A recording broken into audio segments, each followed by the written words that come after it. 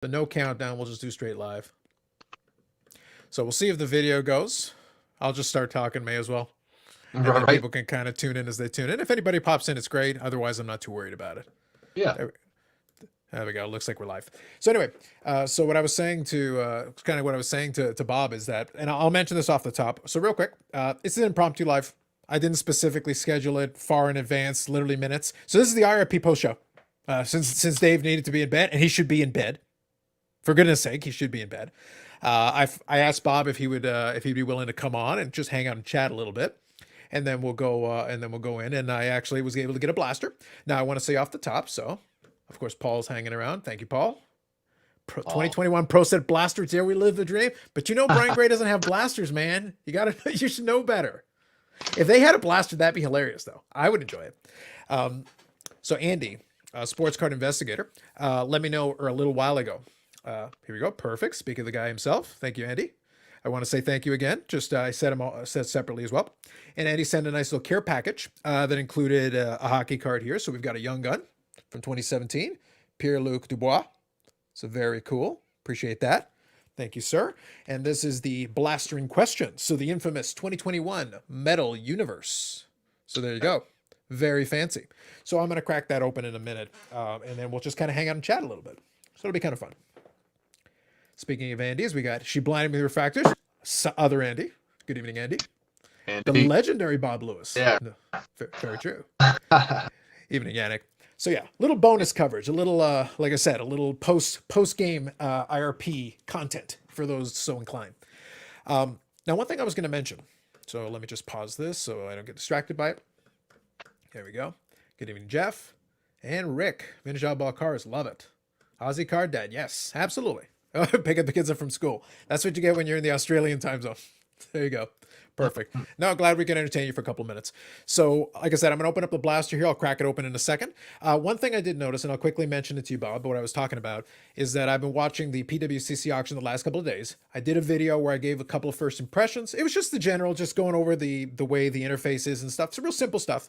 And I mentioned in it a quick observation that I had. The first night they did baseball. So what they did is they took the lots and staggered them by the different sports. So one night was baseball, then they did basketball, tonight is football, and then like the auction should be done for football now. I'm going to pull one up actually because I saw something interesting about that. And then I think tomorrow is going to be hockey and other sports, non-sport. And then I think they've got one more day where it's just a catch-all. Anything that was submitted late gets thrown into that last day. So it's staggered over about 5 days. And they've had a couple of weeks for the auctions to go. But there's a couple of things. Right, just a question to clarify. Since all the the news, since they've been in the news recently, is this the first time like their auction that they've done this, or is this like a new this is the format first time? This is the first time they've done a monthly auction. They had done a couple of premier auctions, and the thing with premier auctions is that the premier auctions were kind of high value stuff. The monthly auction is stuff that is actually starting at $10.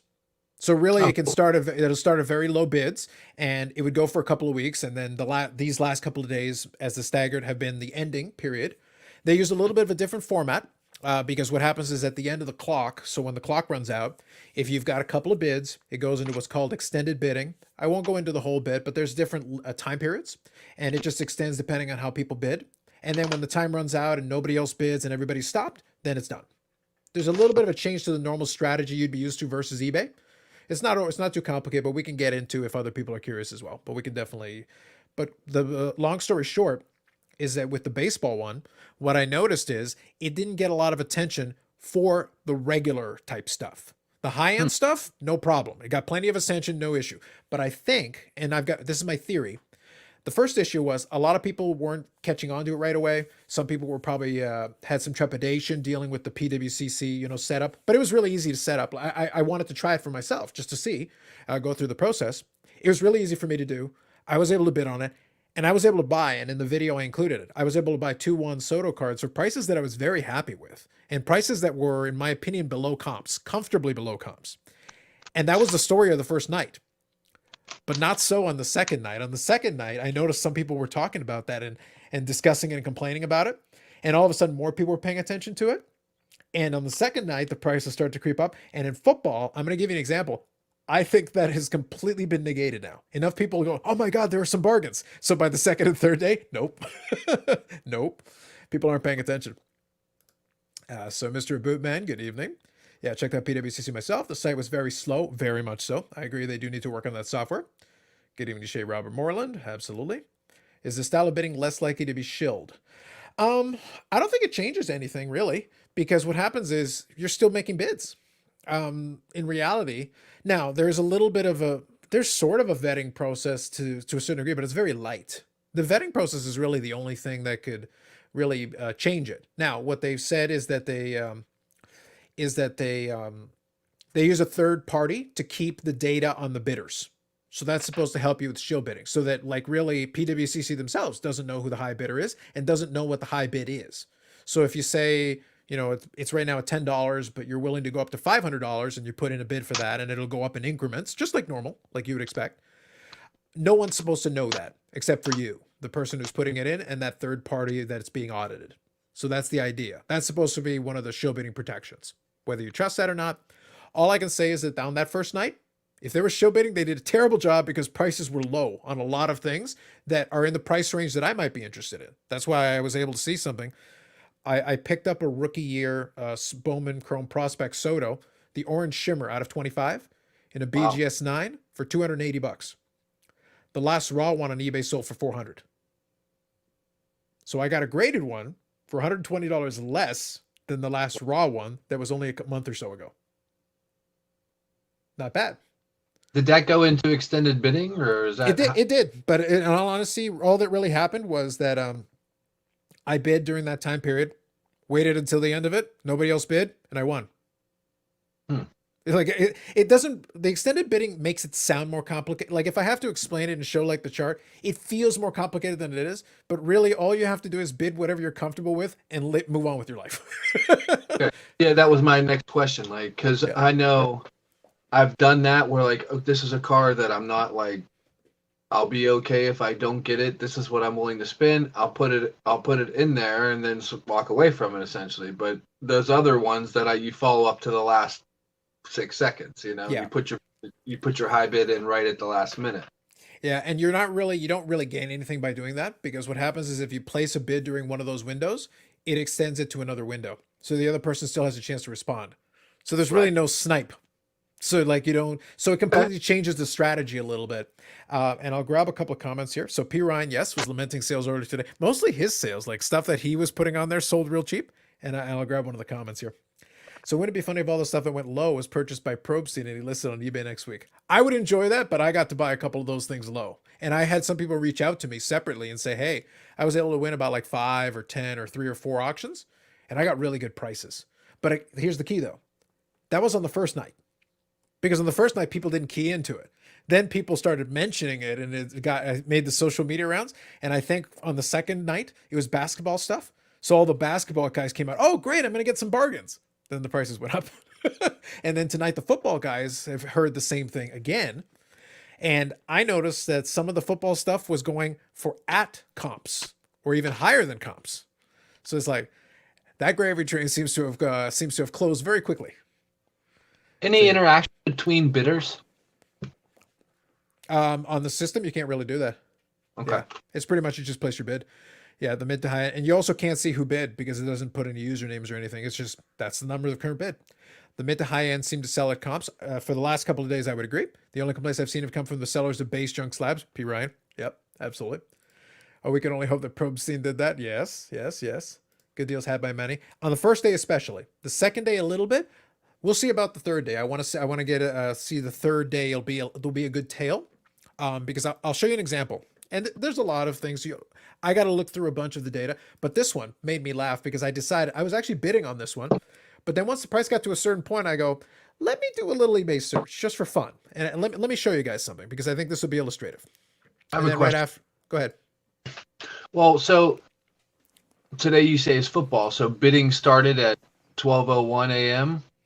So basically, the bidding has been available for a while. Like the actual bidding was a couple of weeks, but the reason the last day matters is because that's the day when the extended bidding will happen at the end of the clock. So it's a little countdown clock. So when you reach 10 p.m. Eastern today, that was the end of the first round of bidding for anything that was going into extended.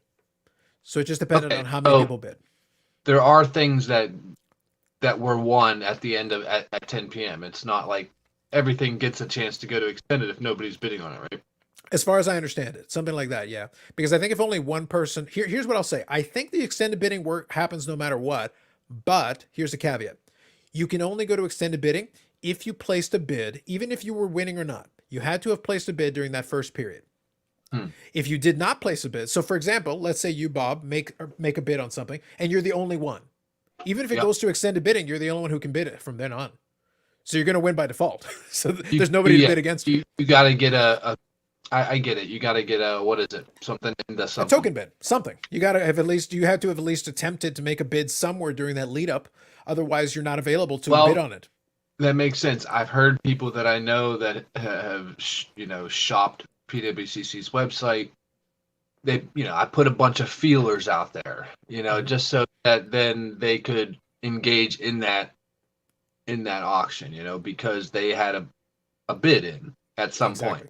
Exactly. So the only strategy I can offer somebody is if you're interested, make sure you at least put in a token bid, even if that's not going to be your final, real, this is my max, put in a bid in that first segment so that you get into extended bidding, and then you can put in your real bid because you'll be eligible to then participate in that next section, and then you can get your real business done. And then you don't have to tip your hand early. You can't have somebody shill it on you because it's like, no, I'm going to bid the absolute bare minimum, because if you're the first one in there, you can get in for $10. It doesn't matter what the final price is going to be. Just put in the token bid so you'll be available for extended, and then put in your real bid after. Just something to bear in mind. It's a little trick. Now, this one here is the one I'm going to use. So this is a 99 Bowman Chrome Brett Favre. So it's stock in the game refractor. Okay. PSA 9. Nothing too crazy. It sold for $43. That was the final bid. I did put in a little bit here on this one. I wanted to kind of say it because some of the Favre refractors look kind of cool. And I was like, okay, I wouldn't mind adding one of those to the PC. Why not? What the hell? $43 doesn't seem too crazy, but I started looking at some of the old comps and I go, that's a little bit on the high end. Okay. So you see the card there on the screen? Yes. Okay. So I'm going to switch over and I'm going to do a little screen share again, but I'm going to switch the window that I'm going to show you guys. So that's the first one. And now I'm going to show you this one. Look familiar? Yes. What's the price on that one? Yeah, $35. Yeah. With shipping and taxes, it was $42. That was a buy it now. And by the way, I bought it. So you could have just, by the way, I bought it tonight. You could have just bought the buy it now. It was cheaper on eBay. Literally the same card. It's the PSA 9. It's the same card. Interesting.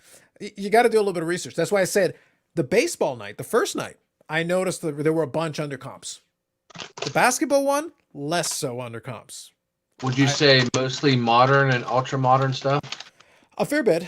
Really what it was the stuff that was super hot would still go for the prices around the prices that you would expect. The stuff that's like, yeah, that's a cool card, but not everybody's. I think what messed it up, and I think Ozzy Card Dad touched on this here. So Andy. He goes, I think PWCC made a mistake by ending their auctions the same night as Golden. I think there's definitely a piece of that. Ken crushed them from the higher end stuff from what I saw, and that's totally fair. I think the other thing is, based on the format, so let's say you made a bunch of these little token bids. You're trying to track them during this extended bidding period. But here's the thing. When you make the bid, you don't know if that's going to be the final bid that wins. But you've got these things all sort of ending right around the same time. It's like an eBay auction. So imagine you've got like 5 eBay auctions you want to try to win. And they all end within about a 5-minute window of each other.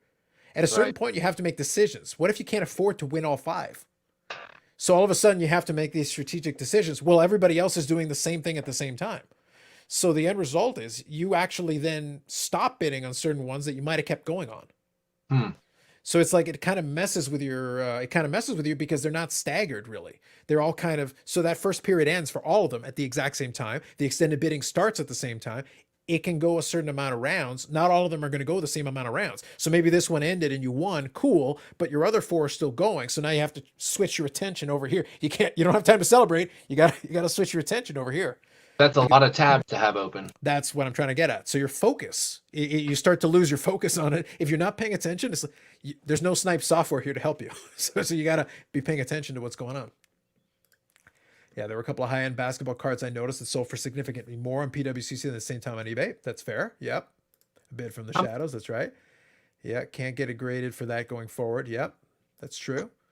So that's yeah, that's why I was okay with that Favre because I thought, okay, that's that. I thought the price was fair, and considering it's already graded, like that saves me. It's like, okay, that's a cool card. Why not?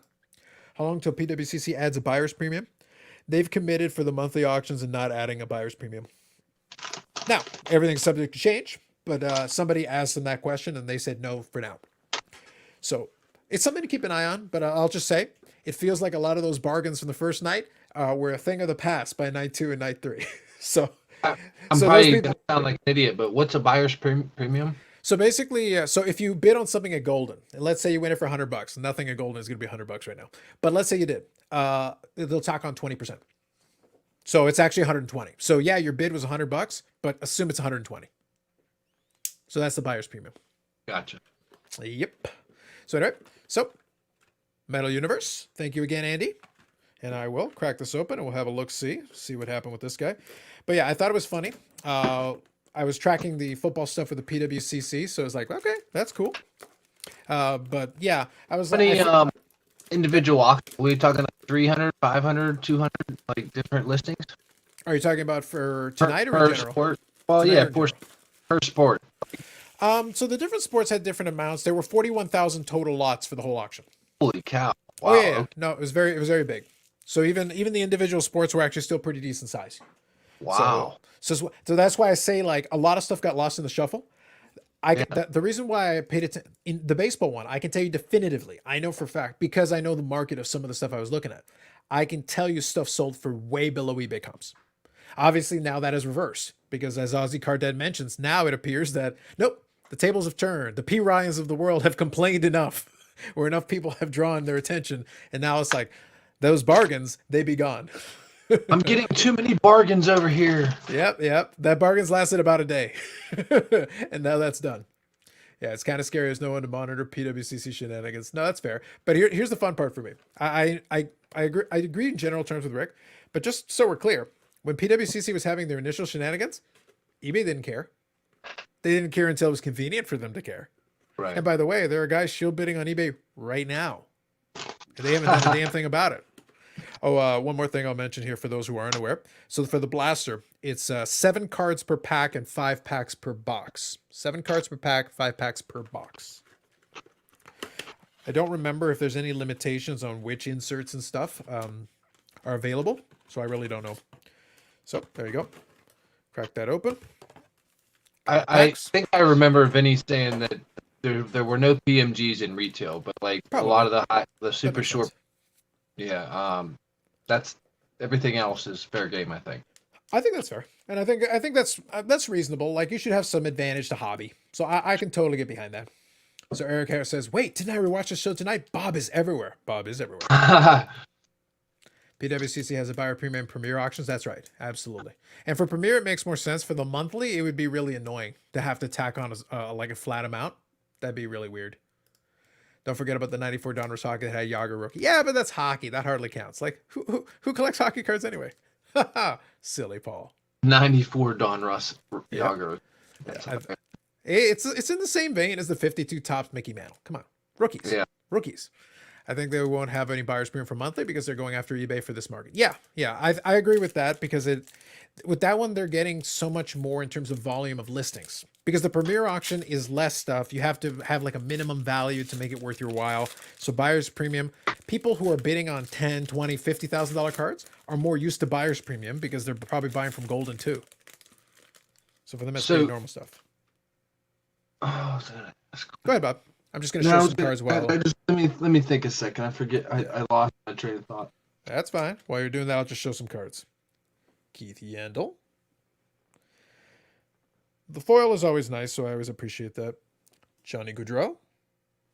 Oh, do they archive their stuff? So, like, if I went onto their website, I could check out the completed listings type of thing? Yes. Mm-hmm. Yep. You just have to, I believe you have to be logged in, but it's free to log in. You can set it up for yourself and check the archive. And I would do that. Mira Heiskin is, so I got a Dallas Star guy, so I'm going to put that aside. Always like that.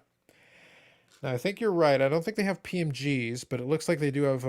I guess this is the blue parallel. I got to take a look at what it is. But anyway, so from rookies, Calvin Thurkkoff. So there's the kind of the blue. Oh, is that the retro one? I mean, I've got a retro one here, Okay. but that's like the blue variant. I'll double check from the box. So Sebastian Aho, and this is the retro one, There you go. which I like. I did appreciate Yeah. the 97, 98. I do enjoy like the space theme and the way the foil looks on those things. And then I think Alex the base- Petrangelo. Basketball was cool. The 97 basketball was cool. I agree with that. I still like the baseball 96, 97 baseball. Both of those years. They were just doing nutty stuff, man. It was pretty cool. Like robot, Piazza with his robot arm or whatever. Yes. You know. No, exactly. That's right. So I love with the Jordan with the flame on the balls like that. I Oh think yes. Well, Penny Those- had a similar thing too. So Penny had a Yeah. similar idea with him as well. So would PWCC be served by putting a cap on the amount of cars being sold each month? Yeah, they would. Because what I would say probably, so there are probably a couple of factors that hurt that first night of auctions. There was a lot of stuff closing at the same time. It was hard to divert because even somebody like me who was looking for opportunities and saying, I found some stuff that I was interested in. I identified some stuff to monitor and track. But after the fact, when I went looking is when I started noticing, wait a minute. Oh, that would have been, yeah, I totally would have bought that, especially at that price. If I had caught it the first time, I would have been like, yeah, I would have put a bid in for that. Why not? Absolutely. Absolutely. How would you say the searchability of the auctions, the listings is? Like Sorry, repeat that. how would you rate like the searchability of product? Like you mentioned a one soda, like did you just type one soda and then you look at all his listings? Yeah. It's okay. I think the interface does need to get a little bit of a beef up because we did notice major slowdowns. Like the basketball one literally stalled a couple of times. And I heard there are people doing like live streams of the auction, but like, why would you do? Who would do that? Come on, what kind of a deranged individual? Come on. Kale McCarr. I'll sort these out after as well. Thomas Hurdle. So we'll see. I think they're gonna bring this one back again for at least next year. So we'll see what they decide to do. Carter Hellebuck. So we'll have to see if this becomes the product du jour because they got the Series 1 got bumped to December, which is going to mess with the expo because usually that's where they like to have their stuff. Okay. So Elias Pettersson, again in the blue variant. Is that right? So when I had my blaster, the net deposits, Mhm. you get one of those inserts. They're pretty cool looking. Yep. And I have an insert here, and I'll show it in a second. Mark Scheifele. Finish off with these. And then Philip Intimidator, pretty cool too. Karashev. I butchered that, but nonetheless. One of the Alon. So this is the acetate card. So Brent Burns. All right. It's pretty cool. Not bad. I don't think guaranteed one of those per blaster. I don't think I think I beat the odds a little bit with that one.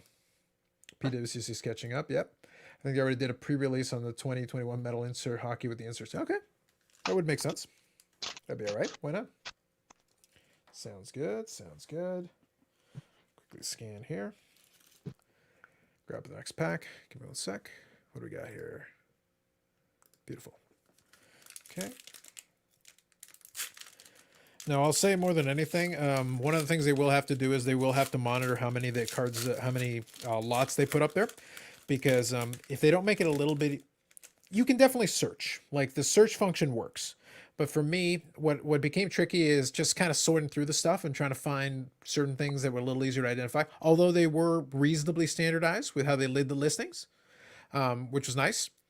I think what's going to be interesting is now you've got two pressures. So you had that initial run up because a bunch of people were told, oh man, there are bargains. And then people ran in and all of a sudden, oh man, there are no bargains. But then the people in the first night got up, some of them for the mid or lower end stuff got killed.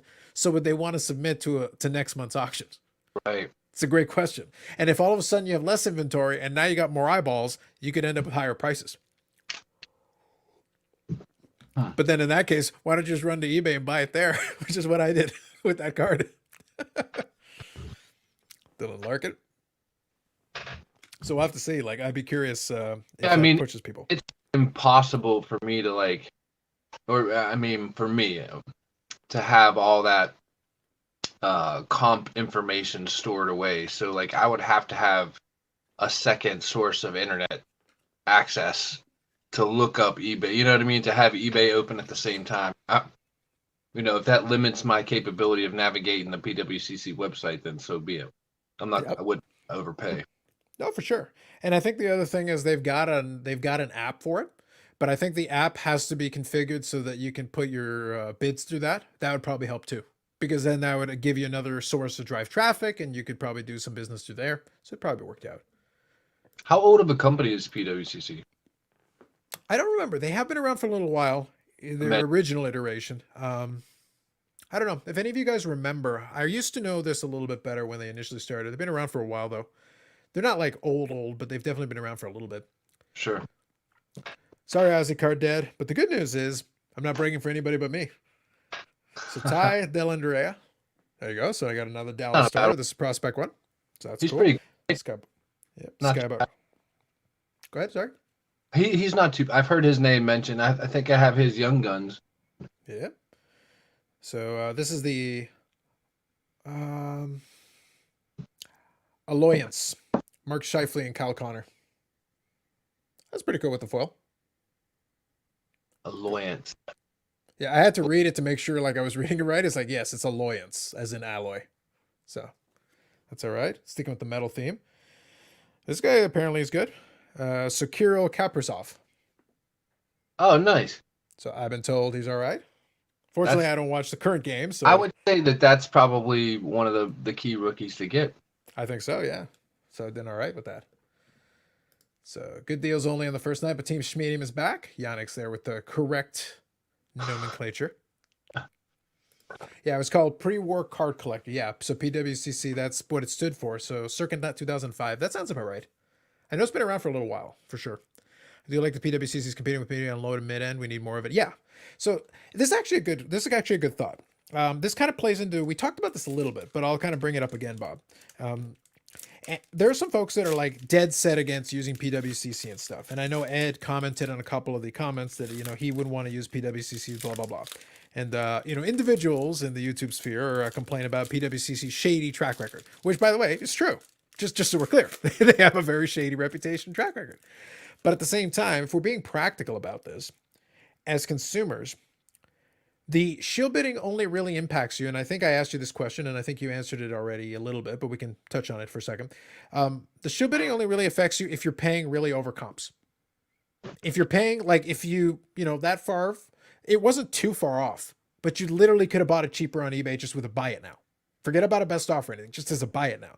So as a consumer, it makes more sense for you to just buy on the platform that makes the most sense. But it is a good thing that it's available on multiple platforms. If that far of him going for $20 and I'd been able to win for $20, well, then it would have been a steal. It would have been great. As a consumer, I want the best deal. Yeah, PWCC shady, but so was eBay when they left them on the platform when they knew they were shield bidding for years. So it's like, is eBay less shady because, they finally kicked them off? It's like, well, yeah, after years of everybody knowing that something was up. Let me ask you a question, not necessarily tied to anything that we've been talking about, but Sure, go ahead. I'm just considering that Favre. The cost of getting the card shipped to your door is less than half of what it would cost you to get it graded in and of itself, right? I mean, so that notion, how much is that factoring into like maybe cards that you would have passed on and like, okay, so I almost bought a 90 Fleer Michael Jordan in a PSA 8. Mm-hmm. Sure. I think my high bid was like $27. I think it ended up going for like 31 or whatever, right? Mm-hmm. I mean, 31. It would cost. How much would it? And how much would it cost to get that card graded today? $100. Yeah. Yeah, I think I think you legitimately have to factor that in, because if it was a raw card, it wouldn't be worth that price to me. Now, I didn't pay a huge premium. It was still an interesting card, but then I would use a raw comp if I was going to, base it on that. Yeah, and the fact that it So was already graded, worked in its favor. It made it I okay. just feel like if you can get a card that how much there's a bazillion 90 clear Jordans, and I've got some raw copies. It just looked cool in the slab. It's like I don't know if you know the image. It's like he's coming at the camera, dunking ferociously. Mm-hmm. It's one of the first Jordan cards I remember seeing that in like the 91 Skybox from my buddy's house. So like it has that kind of an element to it. And I just thought it would be cool to get in a slab. Didn't really care that it was an 8 and not a 9 because you probably can't tell the difference between an 8 and a 9 and a 10 anyways sometimes. Yep. So will there over time, I don't know, when will PSA figure that out, like a bulk submission price? Because they're going to have to do something at some point for, registry purposes, I would think.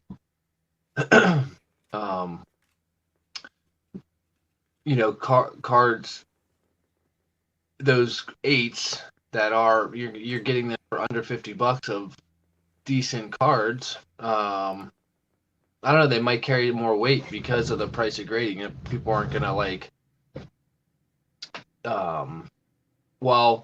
would think to themselves, I have this card raw, it might grade, but I'm not going to take a chance and send it in at that price. So let me just buy something already graded at a grade that I'm comfortable with. Yeah, so for maybe, sure. So market increases for that, so the prices maybe kind of go up. So there might be an opportunity there.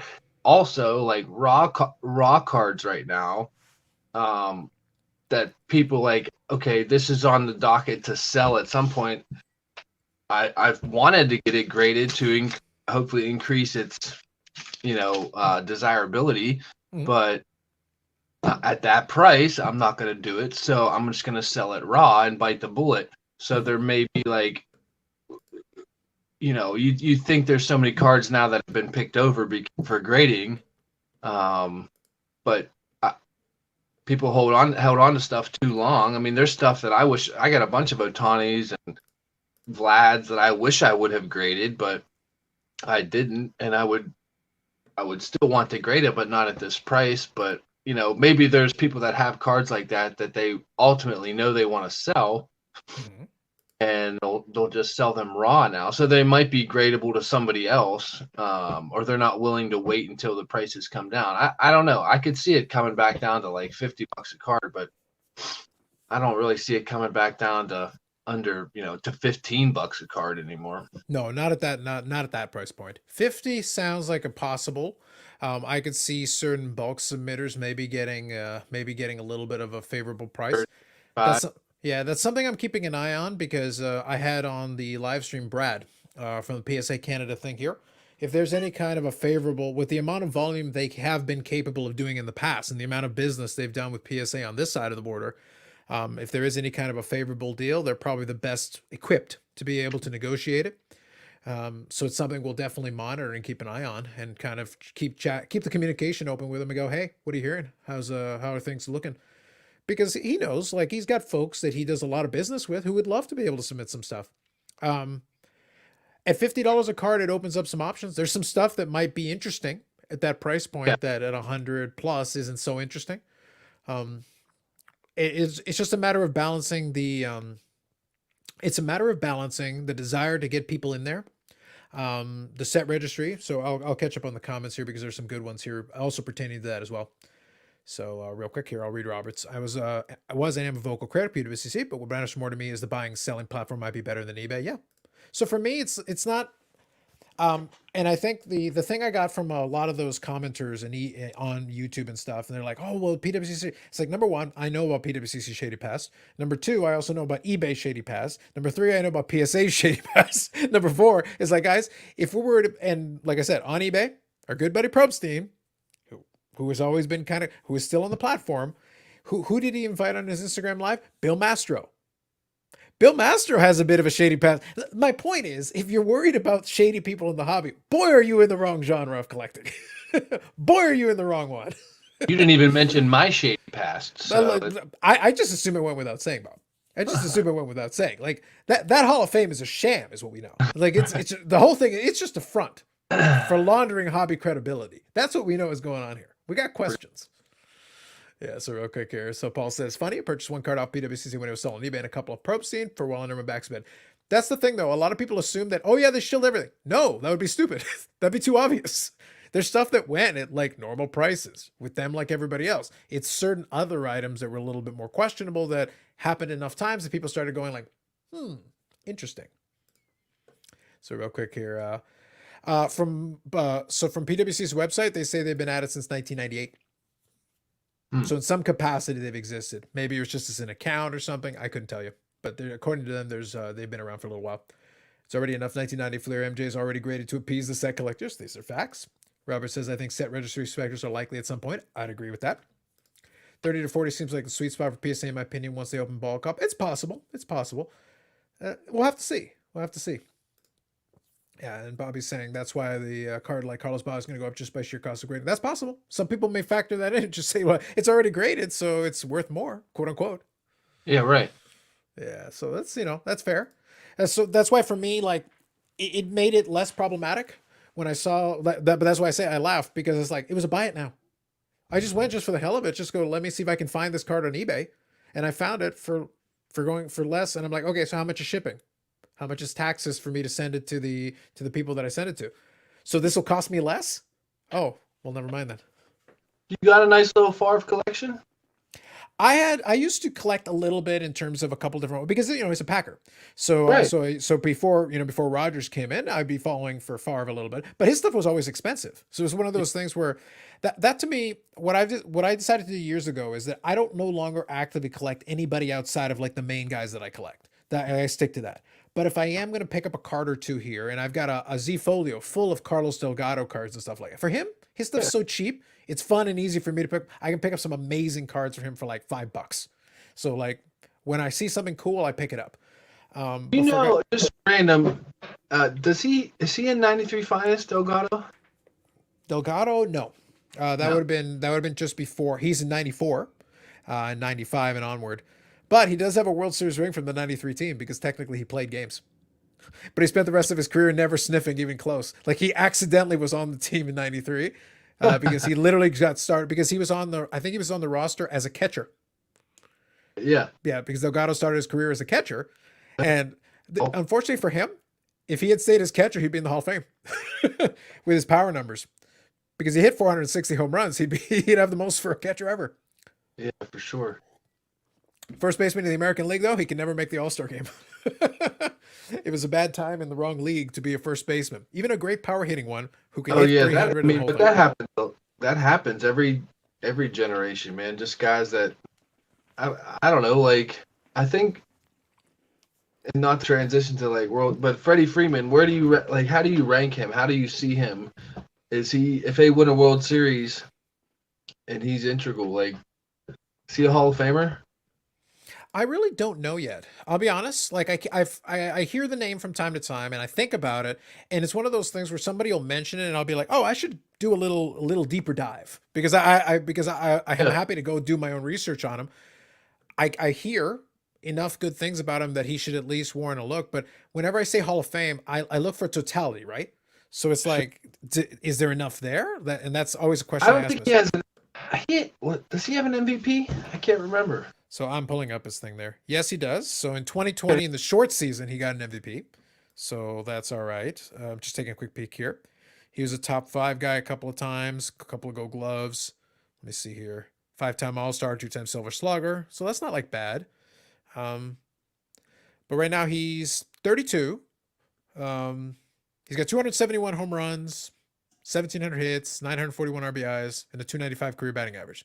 I'm going to go with no. Yeah. World Series or not, I'm going to need to see a little more. I'm going to need a little more. Now, that isn't to say he's not in a good position. A couple more good seasons, you start basically you're 38, 39. Yeah, there's some guys who are like, look, you're on track where you're doing all right.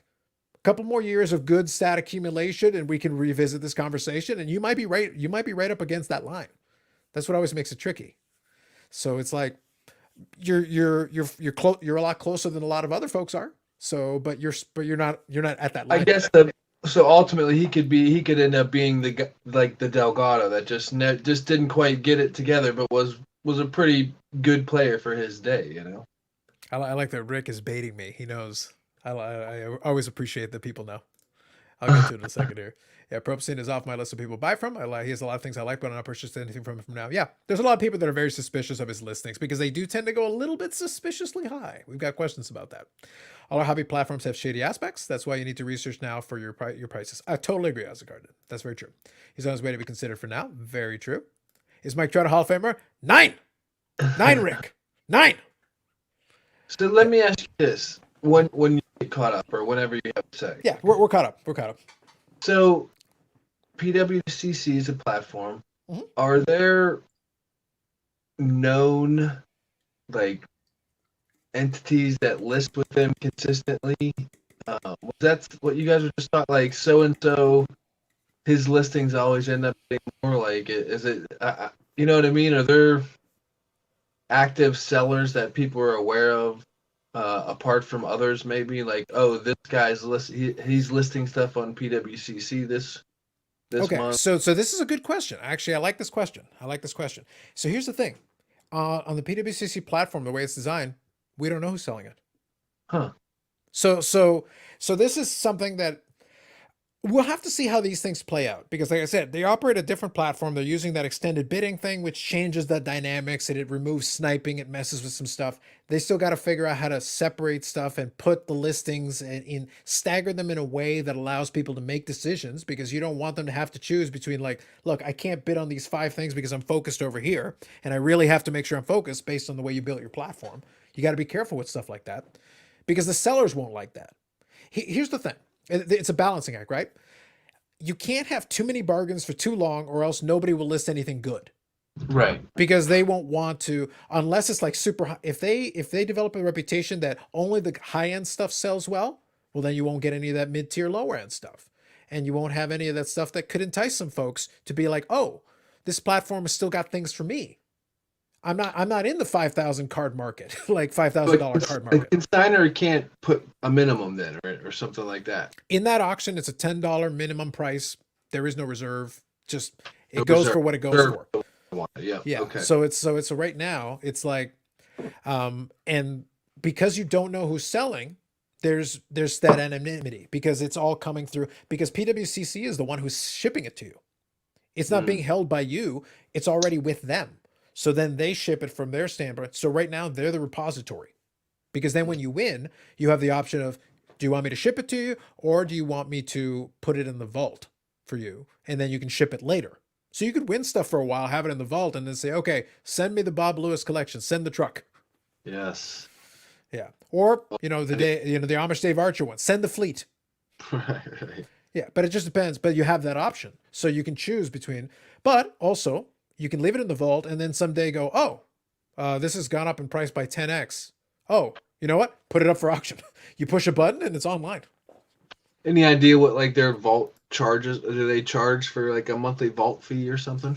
There are some fees associated to the vault, but I can tell you in my first set of auctions that I won, because one of the cards was like almost $300, I think they waived the vault fee.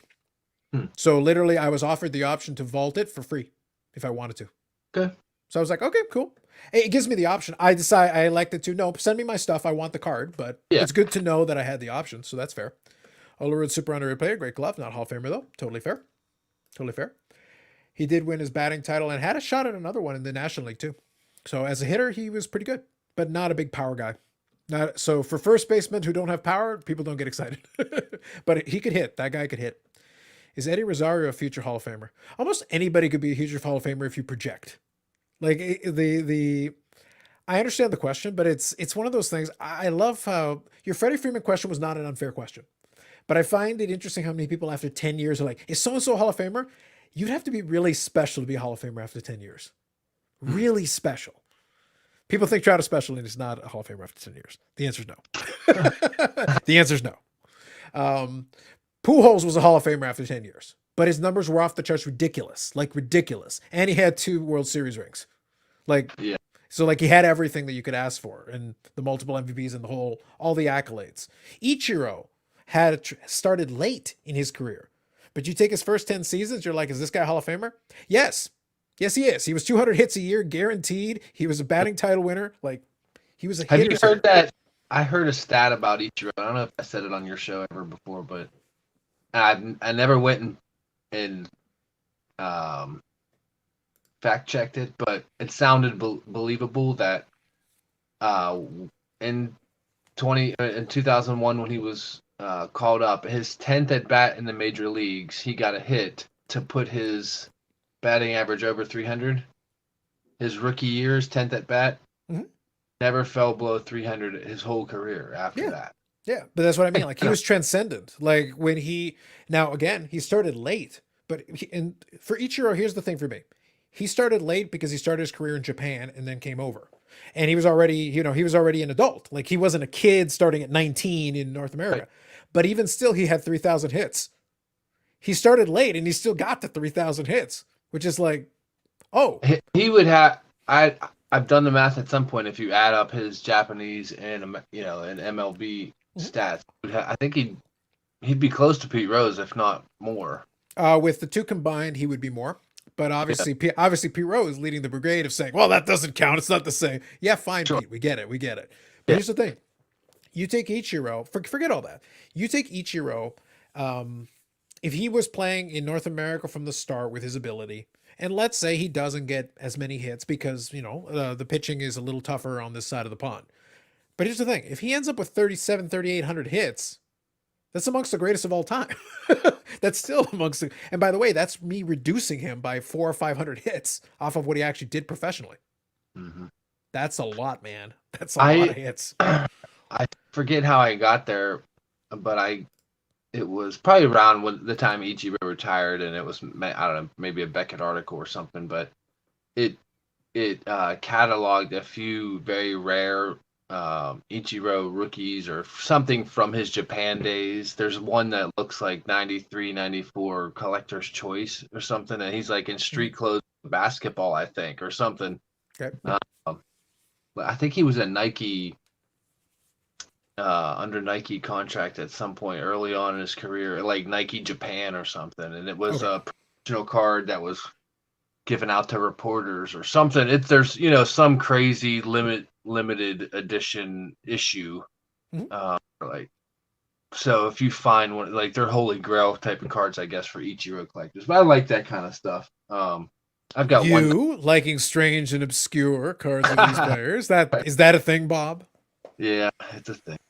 Yeah, even if I know that I'll never attain one of those things, it's cool to know they're out there.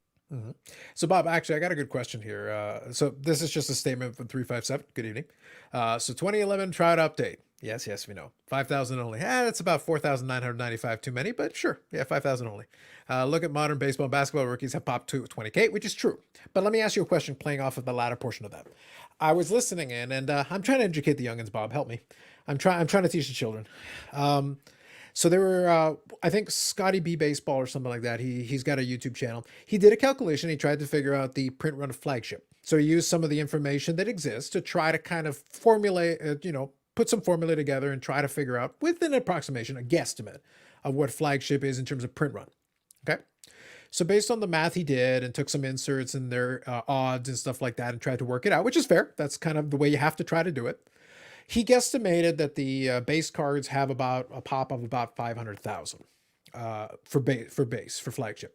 Now, a lot of people use that, and I was listening to it, and it was referenced a couple of times the last couple of days as being, this is proof positive, we're in Junk Wax Era 2.0. And I'm sitting there like,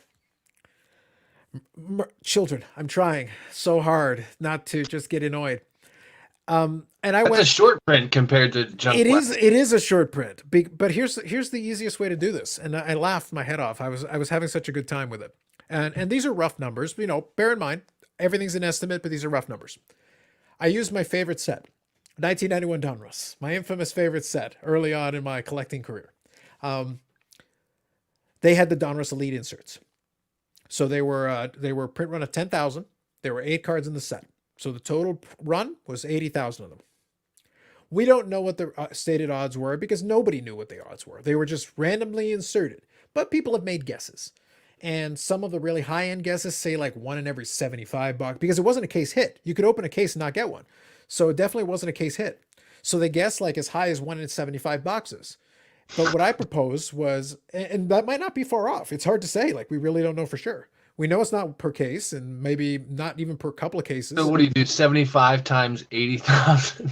So here's what, no, but what I decided to do is I decided to be intentionally conservative. I decided to knock it down a little bit. I said, let's do one in 50 boxes. So that's in 2.5 cases. That seems plausible. Again, it might be low. We might be wrong. It might be short. Well, all you got to do is as soon as you figure that out, you realize that you need 4 million boxes in order for that to work. 4 million boxes. Yeah. There Which are have 36 packs in each. and 15 cards per pack. And Wow. what you end up with, I think the number came up over a print run of base cards of over 2 billion cards for Yeah, 1991 Donruss alone. I did that with 93 Donruss once because again, like,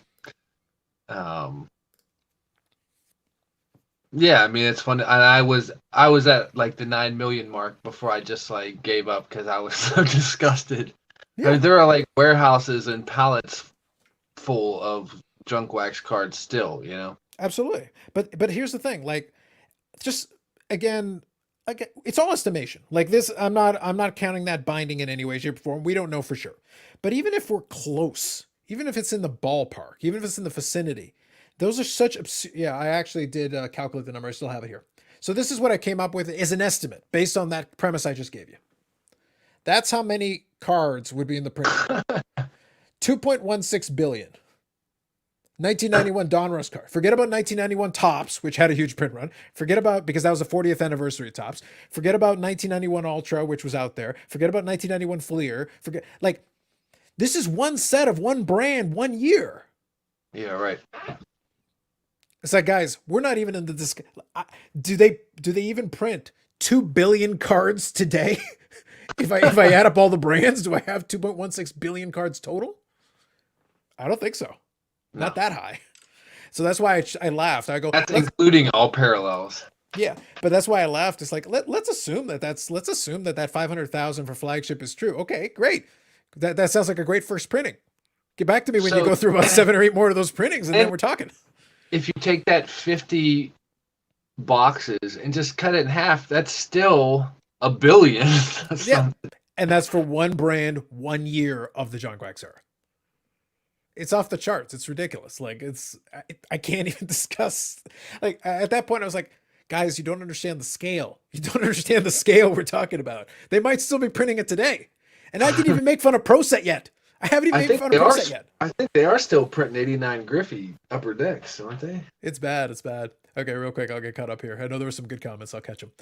So does shipping items from the vault cost the same as multiple item or charge per item? I think it's a flat fee, I believe. I haven't tried to do the vault, but I believe it's a flat fee. If you have to ask about whether a person Hall of Famer, the answer is no. That's fair. Although the Hall of Fames aren't quite as stringent about it anymore, but I think it's a good metric. It tells you who like is solid a Hall of Famer, then you should go. Robert says Ichiro should get some credit for his time in Japan. I would like to give him, but it's really hard to quantify what that should be. How much credit he should get for it. Either way, he got 3,000 in the major leagues. Like to me, I don't need to discuss it beyond that point. Like he was great. I had the pleasure of meeting Ichiro live in the fall of 2009. He was amazing. Alex Rios, the former hope of the Blue Jays, was playing in the White Sox. Amazing as Ichiro was, Rios was brutal. These are facts. Here we go. The fact there's still vast amounts of early 90s in box in 2021 tells you how much you printed. These are 100% true. You could open a pallet of 91 Donruss and not handle it. Yeah. But that's the only way we even had a shot, though, of guessing. Like I said, I came up with this. I extrapolated this. But I had at least something that had a print run that we could actually see. So it's like, this is the only way that I've got any chance of even guessing. I need something with a serial number on it to even try this, to even attempt this. Could you imagine, because, well, so not, my reference is more like, so 92 and 93 Donruss both had white borders. And if you opened the pack and you fanned out the cards, clearly that elite is going to be like shining right there. You know what I mean? Where you're going to see the back of it. It's going to stand out. Absolutely. I have actually pulled elites out of 93 Donruss, but never anything else, and only a couple. But that's another story. But so the 91 Donruss was the blue border, right? I want to say, wasn't it like in an orange? not orange, like a copper kind of thing. I'll see if I can find an Red example. red was 90, and then I think 91 was blue, and I think there's a green even. I'll see if I can find it. But I But believe it wasn't the really fancy one, I don't believe. I could be yeah, wrong. 91 elites. They didn't have all that sparkle on them that some of the ones later did. Yeah, here we go. So I don't know. Maybe you can tell me what you think this color is. So this example is Ricky Henderson. Oh, the elites were like the bronze, yeah, but like Yeah. the base cards themselves. Oh, the base card. Yeah. Yeah, you had Oh, two. it would It was series stand one and out. series two. It was series one and series two. So you had the blue, the green, and the blue. A green and a blue. Okay. Depending on which series you were talking about. And were there elites in both, like what, 4 and 4, or was it just in one of the series? I don't remember. I feel like they were in both. Maybe they spread out the tiny short print at 80,000 print run. Yeah. Maybe they spread it over. I don't feel like they spread it. I don't think like they did it even. I feel like it was over the whole print run maybe, but I don't remember. Not sure. If it was in one series, that would make it even worse. Imagine you open the other series. Was Ryan Sandberg the auto in the first year, and Cal second That year? sounds right. So you had Henderson, you had Canseco, you had Canseco. Those are two. I don't have any of the 91s. I have a Gwen from 92, but I think that 92 had the Cal auto. I thought there was. Yeah. I think there was even. I feel like 92 is the better checklist for sure. Yeah. 1991 though was obviously the OG. It was the original. So it's it gets some credit for that. That was the first time they had done it. I'll see if I can find it here. I liked 93s the best just because that was the one that I had the most experience with, and that I think they shined the best. I think trying to remember which year was Griffey's first year. Okay, so here's the checklist. It was Bonds, George Brad, Jose Canseco, Andre Dawson, Doug Drabeck, testament of the time period, Cecil Fielder, Ricky Henderson, and Matt Williams. And there was also, okay, so here we go. And there was also a special elite series, which honored Nolan Ryan, and that was one in seven. It was 7,500 copies of that. Wow. So there you go. You felt like you were getting a 1 of 1 at that point. Yep. And there was an elite series. Donruss inserted an elite signature series autograph card of Ryan Sandberg. Mm-hmm. Yeah. So there you go. Each card was serial numbered to 5,000.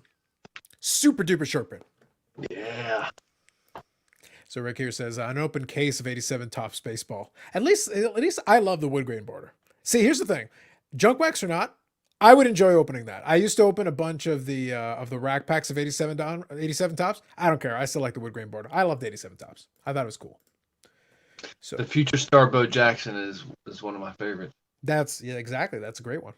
So would one sport have printed more than other among NBA, MLB, and whatever? The companies printing the same amount for each sport? No, it wouldn't be the same amount for each sport. MLB probably had the biggest print runs in that time period. But there were some big print runs in some of the other ones for sure. For sure.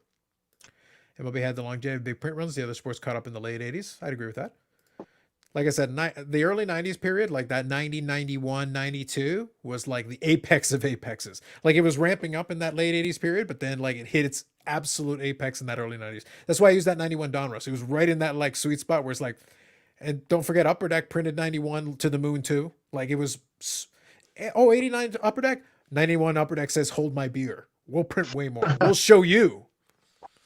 Imagine all the material and ink used to print junk wax, maybe enough to cause global warming. That's why I said they're still printing it to this day.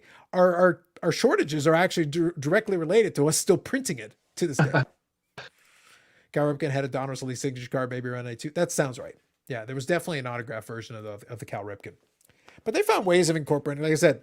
Now, mind you, those are ones where they printed them in pretty high quantities, but they were still short printed because of how many boxes and cases existed. Yep. So you'd sit there and open pack after pack, box after box. That was the real junk wax era. The real junk wax era. Not the faux junk wax era. It's like, oh, you kids trying to make junk wax era happen. It's not true. It's not true. I like the junk slab era. That one I can get behind. Because that one we manufactured it ourselves. It wouldn't have existed in 1991 because it wasn't a thing. So it's like, we made that happen. That's real. So this generation can lay claim to that one. That's a real one. I think that one's fair. We'll give it to you. But that's what made the whole thing scary. So Pretty successful endeavor, I would say. Like I said, some good rookies in there, some decent looking cards. Very nice. Very nice. Thank Yeah, you the again to cover's Andy. off. Thank you again to Andy for the card and as well as the blaster. It was fun to open. I'll sleeve up some of this stuff here and get that taken care of. Mr. Lewis, question for you. So we'll kind of start winding her down. If you guys have any comments or any questions, throw them in there. This is an impromptu one, so it's not going like long. This was the post show. We were just kind of hanging out while I opened some of the stuff and while we made fun of the junk wax era. So we had some fun with that. Um, so these days, are you kind of still doing sorting your stuff? Taking care of the kids, the family. Are you actively collecting anything these days, or is it just kind of whatever catches your eye? What are you doing? So I turned my interest, or I should say my attention to the current collection and just kind of getting a handle on what I have here. Been building some sets that of stuff that I just had accumulated since 2018. Mm-hmm. Haven't been buying too much wax, although I will say I do notice it more in the stores. In fact, my dad's buddy who hit the Walmart today said, they had 8 different things and they had lifted their limit, because at one point you could only get one of whatever release from each sport.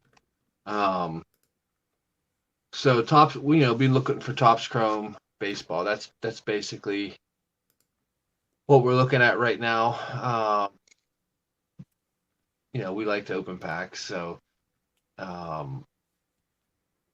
think the dude wants to maybe get a box of football somewhere along the line, but probably won't be Prism. He was looking at a Contenders box, but it's tough to hit anything out of a Contenders box these days.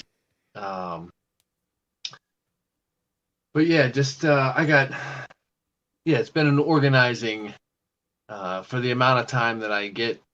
I usually have to stay up late to get that alone time and get the sorting done.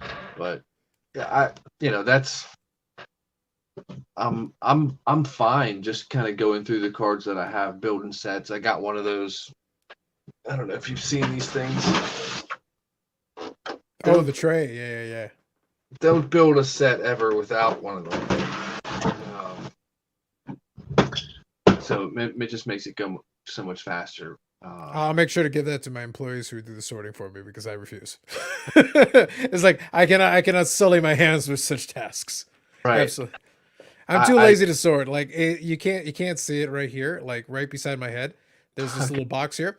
Those are actually let's see if I can get the angle right. There you go. So there's a box here that just has some Medanos. That's probably Medanos from the last couple months that I picked up that I've scratched them off the checklist.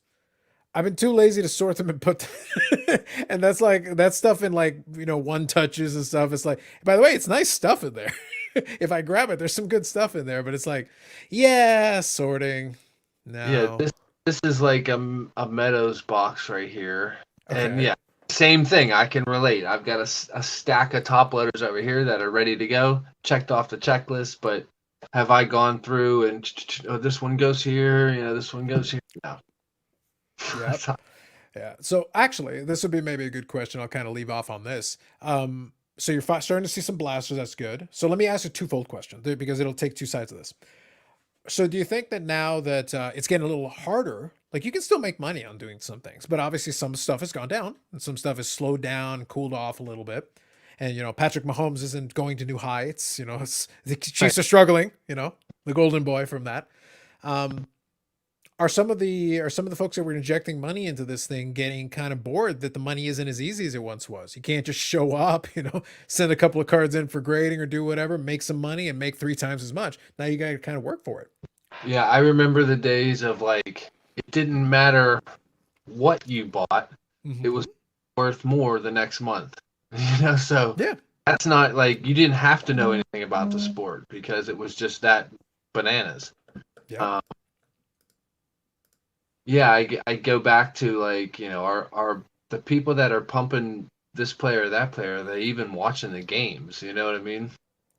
So I would say that that there is truth in the statement that a lot of people may have been weeded out, and I don't think everybody. I think I think there were people that got involved because they saw an opportunity, but they were hooked in a sense while they were here, and they're just now and they're willing to adapt to the new markets, and because they genuinely enjoy it and they see more opportunities to kind of have a side hustle, if you will. Um, I you know I watched some videos on YouTube of video blogs of card shows, and there are a lot of kids there, but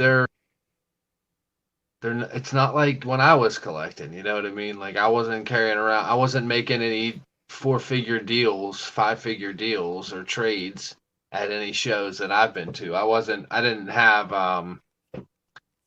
Don West was like the one guy that I knew that I could look up to or emulate in some way. You knew your local guys that were at the mall shows, and that was pretty much it. Now it's like there are people out there that are on social media that it's almost like there's some little celebrities at these shows, and I guess my point is, pure collectors at heart.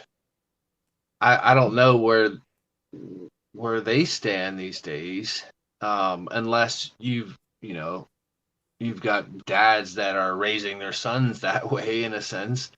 But if it's just kids getting into it, I mean, is it fun for a kid to build a set? You know what I mean? Well, that's kind of maybe a question, honestly. But here's the thing, though. The question you pose is a real one. I got fed up with a lot of set collecting years ago, not because I didn't do it. It was the bread and butter when you started collecting. That's kind of how you started your business. To me, it became a lot more interesting just to get the cards of the players that I wanted. To get the cards and the items. That's what I said. Even when it comes to the player collecting and stuff, I've become a lot more selective with certain things. I'm not trying to get everything. Like my budget, my dollar doesn't stretch that far. Like my energy level doesn't stretch that far. I've got only so many hours in the day. Even something like that.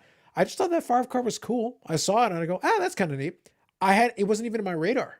I happened upon it. I saw it in the PWCC thing. I go, okay, well, I'll give it a shot. Once the price got to a certain point, I went on eBay and go like, screw this. Like, is it on eBay? Let me see. And then I saw it there. I was like, well, forget it. I'll just buy it here then.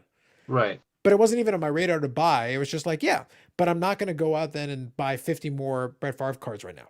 I've got some other projects I'm working on, but that's a cool one to have. I'm like, oh, that's kind of neat. I've got a binder with a couple of low end like Favre cards and stuff, but that's going to be one that, I'll just put that on maybe I'll put that on a little shelf here. But that's a good place to be in your collecting. Like that, it's not that something has to be on your radar. It caught your eye at the right time, and like you seized the opportunity, and that's it. And it's a card that is of a player that from your team that you like, and why not? Maybe you had the thought of. So for me, I'll just speak for myself. I'll go through. I went through all of them this year. I went through a Randy Moss phase. I went through a Shaq phase. I went through an Austin Meadows phase where like I'll just be keyed in on his card. I can't look at everything all at the same time. So it's sort of, I pick my focuses. I have, and actually that's gotten better. Being influenced by my peers on YouTube or whatever. The way that they're able to sort of sustain how they do their hobby, it ends up being a focus, because we would clearly we collected a lot of everything and just have stuff that really, I mean, I wish I could say I had a story for every card that was here, but no, we just don't. Yeah. It becomes a volume thing. That was kind of that's what kind of turned me off of a lot of the set collecting. It wasn't that I didn't appreciate the sets. It was that after a while, it was like, I just don't care about 98% of these cards. It's like, with due respect to these players who probably had great careers and probably have interesting stories, I don't care. I'm interested in the players and stories that I care about. If you're going to buy a 2018 update Chrome set, you might as well just buy like the Soto Yeah. and the Acuna. I mean, Yeah. because really that's what you're paying for. Yeah. And those are the guys who I go out of my way to watch play games and like, Right. because I will watch the games. So I'm sitting there watching. It's like, and I'm rooting on Don't need Soto a and my Nolan guys. Arenado All-Star card. Yeah. Like, really. Yeah. And that's no slight on the guy because I respect his game. But it's one of those Sure. things like there's a lot of great players, but I don't need to collect them all. It's not required. It's not necessary. There's a project that I'll do a video on. I've alluded to it already. I'll do a video on it because I kind of want to have a little fun with it. It's going to be a little take on it's going to be a little take on Bowman 53's style. Not I'm not going to copy it to that level of production value because quite frankly, I don't have that kind of energy. However, I like the concept of there's a specific project that I'm working on and I kind of want to appreciate the individual additions to it and then have little video and segments devoted to that. So conceptually, I want to borrow in a much less production scale because I Dude, don't have that kind of energy. Jeff, I actually talked to Mark about him at one point, and I like Jeff. But it's like all his videos are, to your point of like the production value, the editing, like it's like right. It's like as if he took the how to make a YouTube video class and like passed with flying colors because he's got the little intro to kind of Great really music selection, area appropriate Yeah. music selection. Well, even before the music, he's got like the little like I just found this, and then like then comes the intro, and then now he's at his house and he's like got it set up and camera angles, lighting's all figured out, and the cuts are quick and sharp and all that. Yeah, you got to give him props for that. But man, I just it's too much for me. But I see you being able to like manipulate it enough to work for you for sure. Yeah. It's going to be a scaled down version. I still want to be able to take though the time with the individual cards and give them a little bit of a treatment, but that's because I'm being very selective in what I'm picking up. There is a theme and a concept behind it, so it's not a full set. It's actually a segment of it, but it'll make more sense once I do it. That's that. So I'm looking forward to that because for me, making the videos is actually part of the challenge. It's part of the fun of it. But again, not quite to that level. I've got my version of it, but I could probably I'll probably whip something together, and that's where I'll have a little fun with it, I think. Cool. I want to make sure I include the Daps Man comment because Ozzy Cardad knows we always got to mention our Daps Man. It's very important. Got to have that. So quickly, I'll get caught up here. Eric says, damn little whippersnappers walking around with those damn cases filled with $20,000 worth of cards. What's happening in this world and how do I get in on it? That's exactly right. I need one of these stupid Pelican cases, Bob. I need it so bad. And I want to put like $5 cards in it and piss people off. I need this. I need absolute, like, basically I'll put Mike Trout's cards in. Garbage. I'll put it inside there and it'll be like, ha! But no, I'm going to get one of those stupid cases just because I know it'll bug some people. I'm like, no, I need these cases. I need one of these cases. It'll be for pure trolling purposes. Oh, yeah. There'll be like nothing in it. Most of the time when I'm at the show, I put my stuff away. It's like, yeah. It'll be like, exactly. It'll be a box of Oreos or something in it. Yeah, so at the Nationally Open Box, take the hits and leave piles and tables. Yes, agreed. Yeah, Hoops and Homers, good evening. What's up, fellas? Bobby's IG game is on point. There you go. Beautiful, beautiful. Okay, so opening of boxes and leaving the 9 hits I've seen since the 90s. That's true. Yep. Pelican case with pro set buybacks. Paul, you know me too well. So, yeah, I'm talking about Bowman 53. That's right. Bob is talking about Jeff Bowman 51. Is that who you're talking about? Oh, yeah. Jeez, what am I talking about? Yeah. My bad. Yeah, I'm talking about Alex Bowman 53. Right. You're talking about Alex. Alex, that's even more next level production. That is the high level production value. Yes. Yeah. Okay. But what I liked about it is that initially when I first saw of him is that he was doing the 53 Bowman set, but individual videos for like individual cars in the set. Yeah, little 50-second long videos. Exactly. And it won't, like I said, it won't be that same idea, but because of, like I said, I'll tell you after we go offline what I'm referring to. It will make more sense. But I can actually speak to some of the cards in it because it will make sense in terms of contemporary with what I'm trying to do. Cool. So I can have I want to have a little fun with it. It's going to be little segments inside of my otherwise videos that I'm going to do anyway. So it's not going to be like a whole crazy thing. I'll have a little fun with it. Will you explore the YouTube feature of shorts? I suppose I could because YouTube likes that. Like they're really pushing that shorts hard. Like they're pushing it. Bob, I feel like this is like your moment. You should literally be like you, but your short could be like you enjoying it and never actually getting to the video. That's the Just short. cuts off right as I'm about to like. You just go on. It's like the first 10 seconds are nothing. You walk onto the screen because I think it's like a minute long, right? It has to be like a minute. It has to be under a minute. Yeah. Yeah. So the first 10 seconds are like dead air. You're not even on the screen. Then you get onto the screen. And you're like, "Hi everybody, it's Bob Yeah. You might be on. Lewis." Yeah, and you're already like halfway through the video runtime. Just kind of stare awkwardly into the camera. But do that for like Bob 20 seconds, and there's your minute done. Hey, Bob, I think we've designed your first YouTube short. It's done. Like that. That is the most Bob Lewis YouTube short there is. Yeah, but there's probably only about 30 people that would get that, and that's all right. Well, YouTube will pump it up, will push it to anybody. They'll be like, "You gotta watch this short." It's like, what did I just watch for 1 minute of my life? Well, that's often, strangely enough, what I say after I watch most of the shorts that pop up. What did I just watch? I watched somebody reacting to other shorts. I'm like, what? So what you're saying to me, Bob, is that literally this is designed for you. Oh, yeah, right. That's what I'm saying. Seems about right to me. Put crackers in Pelican case. That's wise. Why not? Both the Bowman Challenge are good. That's fair. YouTube shorts become addicted to simple pops. That's fair. Have a good night, Eric. All right. So I think that'll be it. I took advantage of the fact that Mr. Lewis got an opportunity to come and sit and chat. So we did a little, IRP post game show, a little impromptu video. I'll add some information on it and stuff, and then there'll be more videos upcoming in the channel, all that good stuff. Friday we'll have some stuff to talk about. I'll have a little fun with it, but it's been fun. So thanks to those of you that did pop in to hang out. I appreciate you coming in. So that's been awesome. Thank you to Mr. Bob Lewis, Sir Bobbeth Lewis, his latest incarnation. And now Bob can plan out his next YouTube short.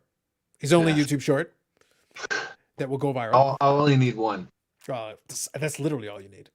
Alameda Conscious voters, yes, for A's Ballpark. Ooh, exciting. Have a good night, Aussie Card Dad. Always nice to see the Hall of Fame, Bob. Thank you, Rick. Appreciate it. Any of you who are hanging around, though, if on your way out you would be so generous and kind as to hit the thumbs up, it would be appreciated. Y'all know. I'm just reminding you. If you don't want to, go ahead. But it was free. Anyway. All right. Thanks, guys. Appreciate you coming in, and we'll catch you in the next one. Bye-bye.